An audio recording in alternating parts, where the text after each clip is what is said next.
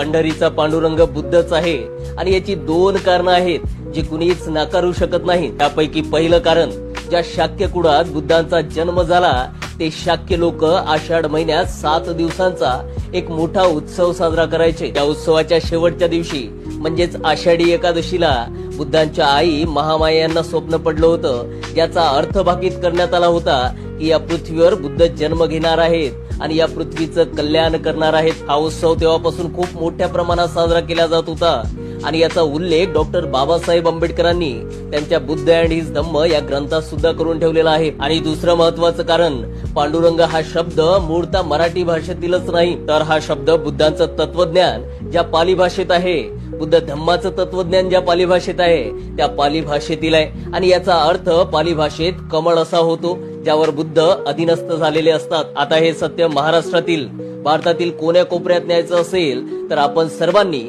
हा व्हिडिओ येत्या आषाढी एकादशी पर्यंत मोठ्या प्रमाणात शेअर केला पाहिजे।